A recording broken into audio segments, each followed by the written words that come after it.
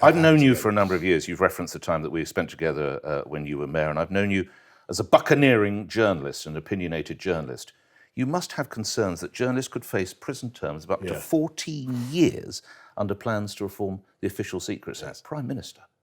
This is. I know, but this is not what we want to do at all. And let me. Well, it's by your colleague Priti Patel. The consultation has begun. This is a consultation.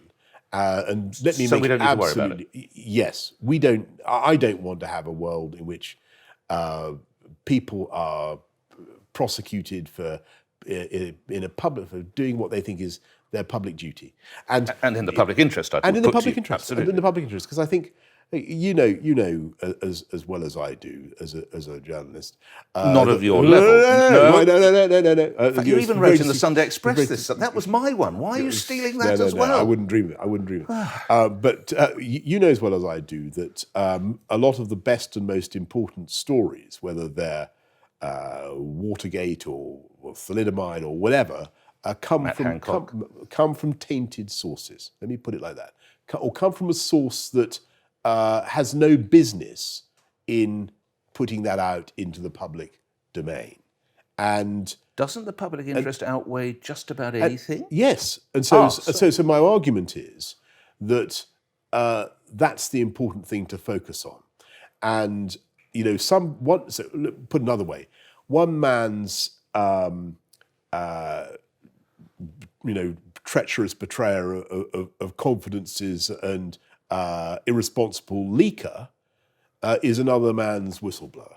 Right. And so, how does that affect the Official Secrets Act? And so what we want to do is make sure that we don't do anything to interrupt the operation of good journalism and bringing new and important facts why the review? Into the public domain. Why is the review necessary then, Prime Minister? We're conducting a general review of the Official Secrets Act, but we certainly do not wish to see anything to interrupt. Well, why don't you just rip it up now?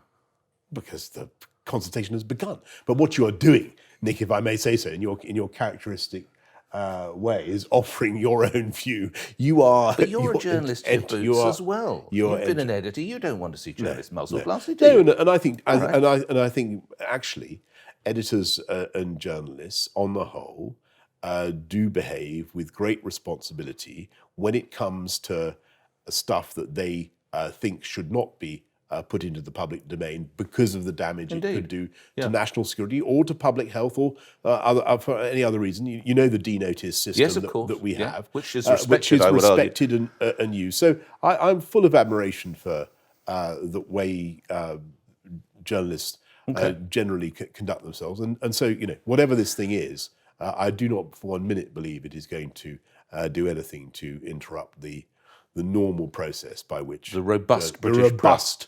Yes, the red in tooth and claw. The searchlight by the British press will continue to shine on every crevice of There's a thought. I think we saw some crevices with one of your colleagues, but we'll move on from that.